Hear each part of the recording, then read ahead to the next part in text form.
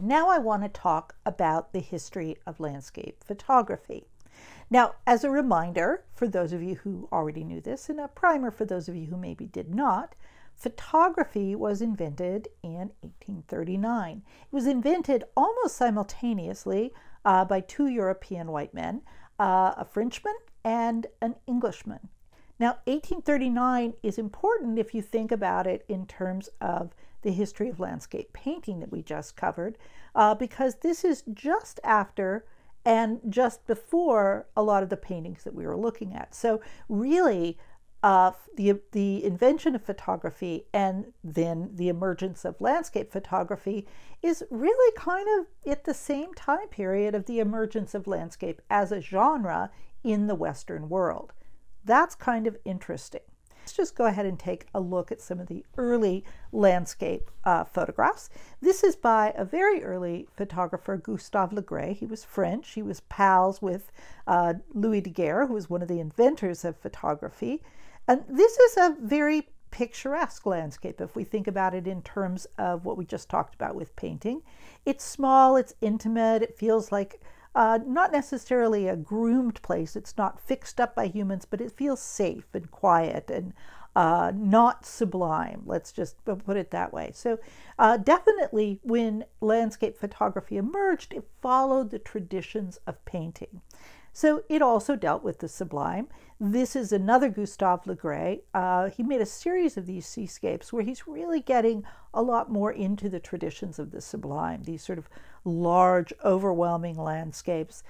Some of these seascapes have crashing waves. This particular one is a little bit milder, but it has these very dramatic clouds. Now, here's an interesting technical point. Gustave Le Gray made these as composites. That is, the bottom half of the photograph is one photograph and the top is another photograph taken at a different time in a different place. He did this because film at the time was super sensitive to blue light, not very sensitive to red and green, and so you couldn't make a single exposure of a scene. You had to actually do multiple exposures and then composite them in the darkroom. Very early on. Photoshop is not new. Now we're going to move directly to China. Now keep in mind that photography is invented in 1839 in Europe. It's invented by, to put it bluntly, wealthy white men who have the time and the money to sort of experiment with this.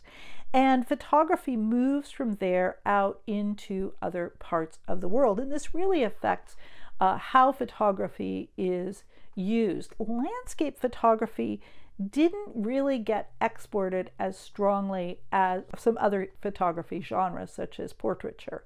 But there was a photographer in China, Afang Lai, or Lai Afang, who it's not actually clear where he learned photography, although at some point he must have encountered a Western version of it since it emerged there.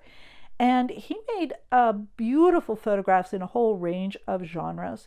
His landscape photos are quite magnificent, and you can see that they really reflect Chinese landscapes that we looked at earlier, the paintings.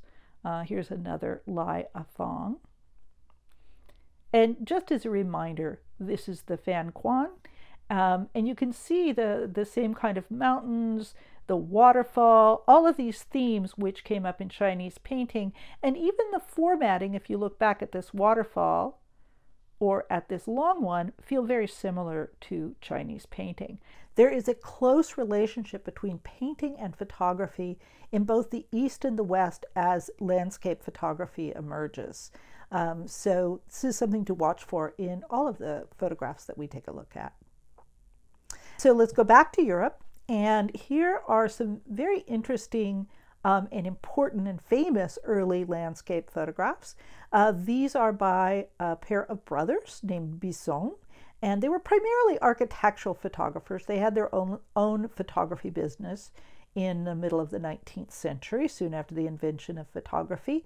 But they had this opportunity to accompany the expedition of Napoleon III to climb into the Alps. And they packed their glass plate negatives and their giant cameras all the way up into the French Alps and took these amazing photographs. Very, very early famous photographs. And here is one taken from that expedition looking back into the valley. Now, these are important technically, and certainly they're spectacular photos. They also are important in the way that they establish this idea of landscape photography as accompanying the conquering of the land. Now, this is in Europe, but we're going to see that this is definitely a theme that emerges in the United States, in the American West, which becomes a very important place for landscape. This idea of conquering the land and taking over the land, especially the land that is more and more sublime. There is almost nothing more frightening than thinking about mountain climbing and taking all this photographic gear up there. So it is the conquering that's important in these photos as well as their beauty. Okay, now we're going to get into the really fun part, or what I think is the fun part. This is a photograph by Timothy O'Sullivan, very famous American photographer. He was most famous prior to this for photographing during the Civil War, but he got a commission to go with the initial expedition of the United States Geological Survey to the West to document this newly, well, I won't say discovered, newly explored by Westerners landscape. The man who led that expedition, Clarence King, was a firm believer in the idea of manifest destiny, the idea that God had designated the white men to come out to the West and conquer it and take over the landscape.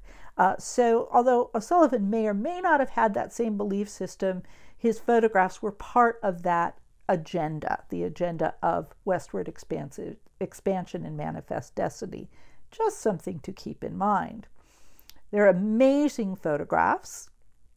And they really are, of course, I hope you're already picking up on it, a lot of the sublime in here, this awe and terror of the landscape. It's huge, it's towering, and it was, for most of these Americans from the East, it was unlike anything they'd ever experienced. The Chinese landscape, interestingly enough, is much more like this American Western landscape in terms of its scale and its drama.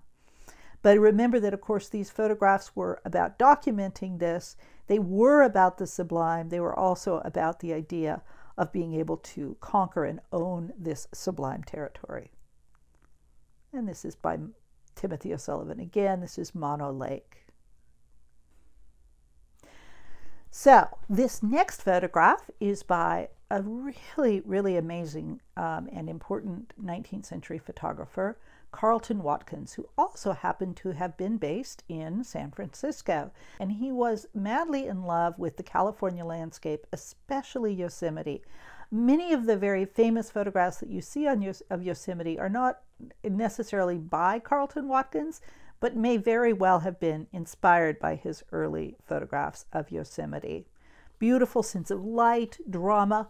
Carleton Watkins worked both horizontally and vertically, but he had this wonderful sense of drama and scale. This is actually not Yosemite. This is another Carleton Watkins. This is Yellowstone, another national park, or soon-to-be national park, that was really a favorite with a lot of these early American landscape photographers. Another wonderful vertical by Carleton Watkins. Three brothers in Yosemite, again. And another very famous classic shot in Yosemite of Half Dome in Mirror Lake. Now, of course, Mirror Lake is a very popular place to make photographs because it's so beautiful. But take a look at this photograph by Carleton Watkins, and then take a look at this book cover that says it is a Carleton Watkins books. This comes from Frankel Gallery, which is a very reputable gallery in San Francisco. Now, these are definitely two different photographs. However, the time frame seems very similar. The trees seem to be the same. Interestingly, though, when I was doing some looking around for different images online, I discovered this photograph, which is obviously the previous one, and it said it was by Edward Muybridge. And the more that I looked, the more I was convinced that this photograph actually is by Edward Muybridge, who was a contemporary of Carleton Watkins. They knew each other, and they both were photographing at the same time and in the same place. Now, it's an interesting thing about that because Carleton Watkins was famous not just for making these fabulous photographs with his giant camera, but for being very, very generous with his locations and even telling photographers exactly where he stood.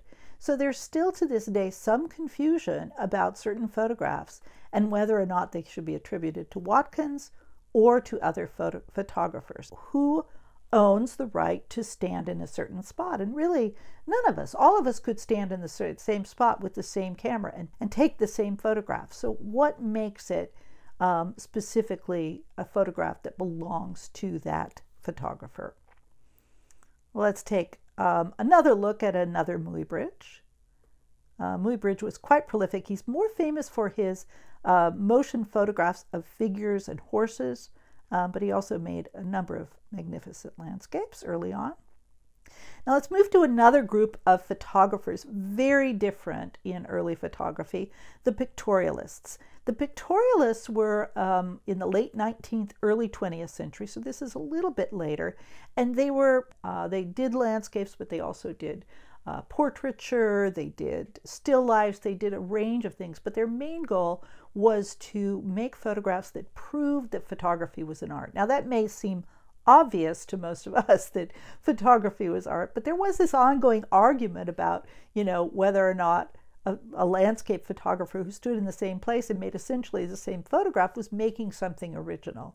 The pictorialists used all sorts of different strategies, both in camera and in post-processing, to make their photographs unique, to make them look handmade and more expressive. So this first one is a photographer, Alvin Langdon Coburn, and this is actually a more subtle sort of landscape that's more intimate.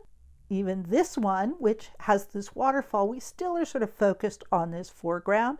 Lots of shallow depth of field, which you notice was not really the standard for those earlier landscape photographers or painters, how they had that deep depth of field. But then he came out to the American West. He made some absolutely spectacular photographs in Yosemite and in the Grand Canyon.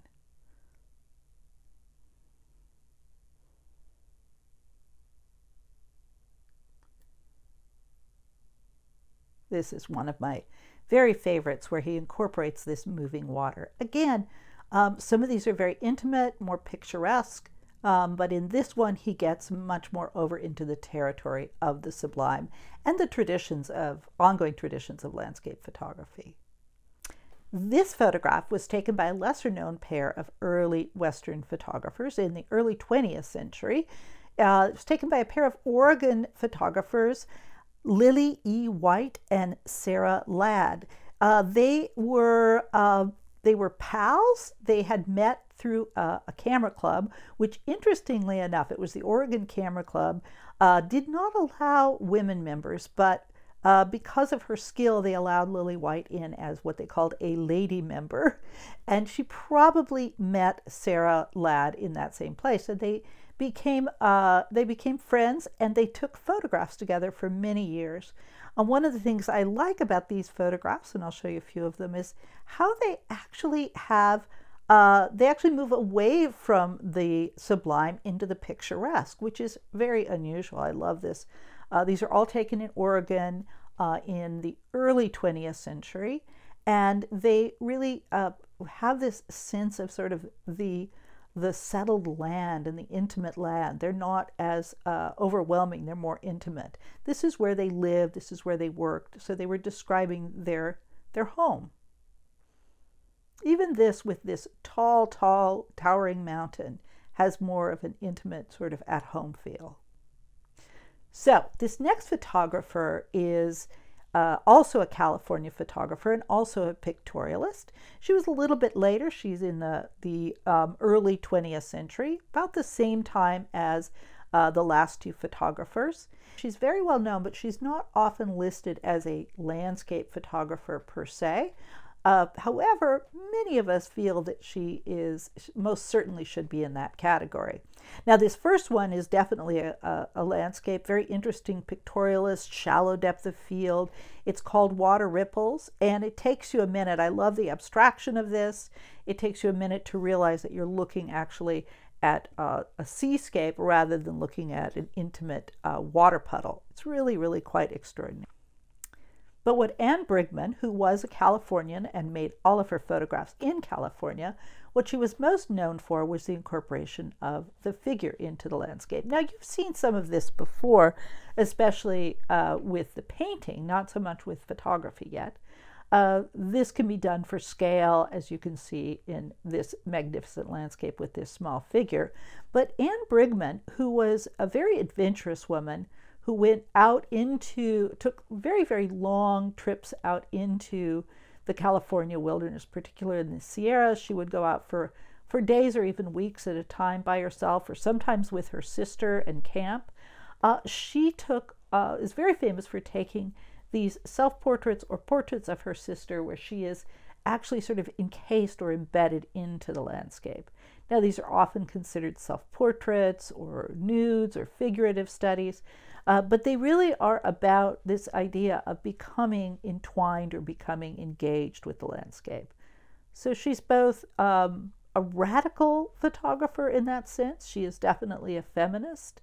And she's also taking a very interesting point of view about the relationship between humans, in this case, humans and nature, or women and nature, which is that we belong to the nature, we're part of the landscape, rather than something separate from it, or that we are creatures that are meant to overcome or to conquer it. So this next photographer is Laura Gilpin, who also came out of the pictorialist tradition. She photographed primarily in Colorado and the American Southwest. She was very influenced by the pictorialists, but also by Georgia O'Keeffe and the landscape of the Southwest. She took magnificent landscapes and really described that territory. In this one, it's interesting because she's describing this combination of the sublime, these sheer cliffs, but also this takeover, this way of domesticating the space in between. This is a photograph of the Rio Grande. Laura Gilpin was also very famous for her photographs of Native Americans. And she did many, many portraits, but she also did photographs like this of Native Americans in the landscape. And here we are. You thought I'd never get here. Here we have Ansel Adams. Probably the most famous of all photographers everywhere. Certainly when people get into my classes and I ask them about their favorite photographers, the number one answer that comes up is Ansel Adams. And you know what? He is not overrated. He was one of the most extraordinary photographers ever in the history of the world, and a great landscape photographer, of course. Now, but I want you to notice, hopefully, if nothing else comes out of this slideshow, I hope that you will notice when you look at these photographs by Ansel Adams, his close relationship and his influence, not just from previous landscape photographers, Carlton Watkins and Muybridge, and those wonderful photographers that came along earlier and were photographing the California landscape, but even the Chinese landscape painters. And probably, very likely, Alfred Bierstadt and the other painters of the Sublime certainly have the Sublime coming up in this photograph. And even the photographers and the painters who were interested in the picturesque. This is this very, very comforting and soothing and personal, non-sublime photograph where we feel like we are engaged and safe in our natural environment. Okay, and the very last photographer I want to show you here is Elliott Porter, who really was a little bit later in the 20th century, and he really was the guy who brought color to landscape photography. You probably were wondering when it would ever happen. Well, black and white really dominated the fine art scene for a very long time, but Elliott Porter was a real pioneer in this area. And notice with these incredible photographs, notice how important color becomes, how he really is about light, he's about drama, but he's also about these very strong and powerful colors. Here's a wonderful picturesque photograph by Elliott Porter to finish up this slide presentation that really draws you in, makes you feel like you're part of that landscape, but makes strong use of color. So there you have it. Next week, we're going to get into contemporary landscape photographers.